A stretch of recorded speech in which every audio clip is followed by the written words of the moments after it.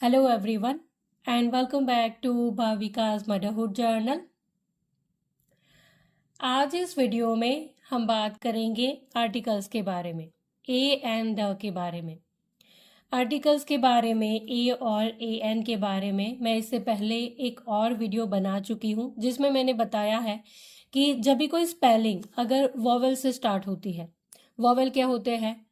ए ई आई ओ you, ये vowel होता है। तो कोई भी स्पेलिंग का फर्स्ट लेटर अगर वॉवेल से स्टार्ट होता है तो उसके सामने हम ए एन एन लिखेंगे।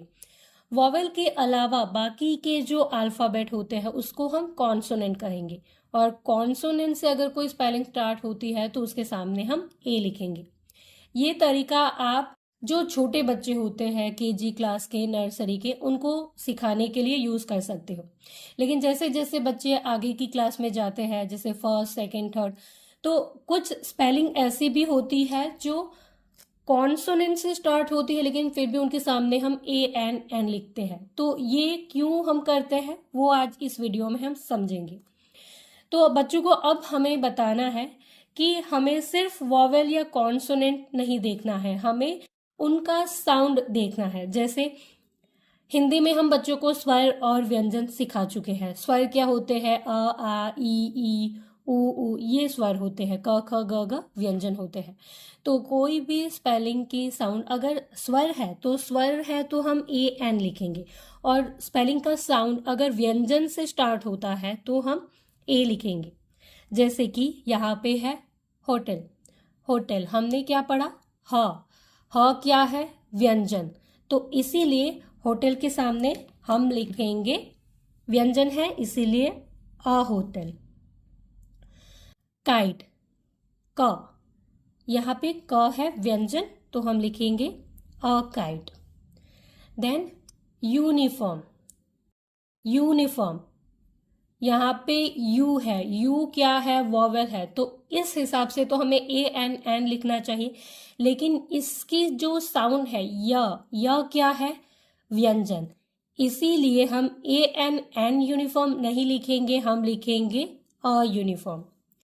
Then R, H, H consonant है तो हमें ए लिखना चाहिए, लेकिन आर हमने क्या पढ़ा? आर। यहाँ पे एच साइलेंट है, आर है। आ क्या है? स्वर है, इसीलिए हम लिखेंगे N R. Hen, h H, a hen. Honest, again यहाँ पे भी एच साइलेंट है, हम क्या पढ़ रहे हैं? ऑनेस्ट, ऑ, तो हम लिखेंगे एन। अब यहाँ पे भी एच है, लेकिन हमने यहाँ पे ए एन लिखा और यहाँ पे ए लिखा क्योंकि साउंड हमें देखनी है। अगेन यहाँ पे है यूरोपियन, ई है, ई तो वॉवेल है तो उस हिसाब से हमें ए एन एन लिखना चाहिए, लेकिन यूरोपियन य क्या है?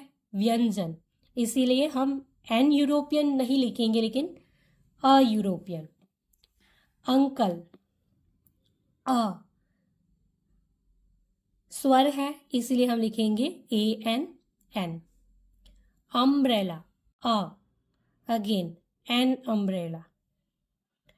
यूनिकॉर्न, य, जिस तरीके से हमने यहाँ पे यू है लेकिन ए लिखा क्योंकि यूनिफॉर्म, यूनिकॉर्न, य व्यंजन है इसीलिए a unicorn. A unicorn, a uniform, an uncle, an umbrella, क्योंकि यहाँ पे साउंड है अ, यहाँ पे है य। देन हीरो, एच, ह व्यंजन है तो हम लिखेंगे अ हीरो। बॉक्स, ब, अ box.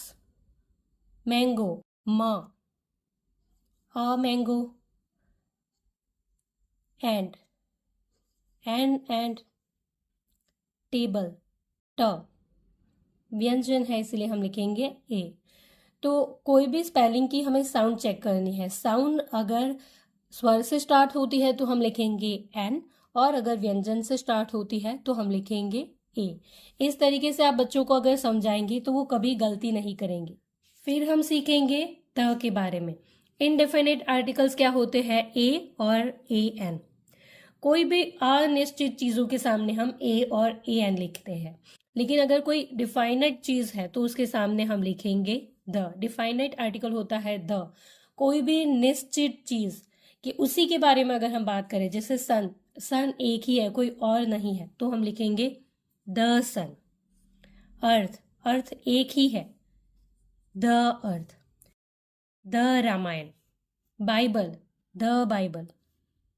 The universe, the Ganga, the Taj Mahal. किसी पर्टिकुलर, किसी निश्चित चीज़ के बारे में अगर हम बात कर रहे हैं तो उसके सामने हम लिखेंगे द। बाकी इनडेफिनेट आर्टिकल्स होते हैं ए और ए एन, तो अगर कोई इनडेफिनेट चीज़ है तो उसके सामने हम ए और ए एन लिखेंगे। सो इस तरीके से आप बच्चों को ए एंड द के बारे में सिखा सकते हो। So this is all for today. I hope कि मेरा ये वीडियो आपके लिए ज़रूर से यूज़फुल रहा होगा। अगर इस वीडियो से आपकी कोई भी मदद हुई है, वीडियो अगर आपके लिए यूज़फुल था, तो इस वीडियो को लाइक और शेयर ज़रूर करिएगा। चैनल पर नए हो तो सब्सक्राइब कर दीजिए ऐसे ही और वीडियोस के लिए। Thank you, bye bye.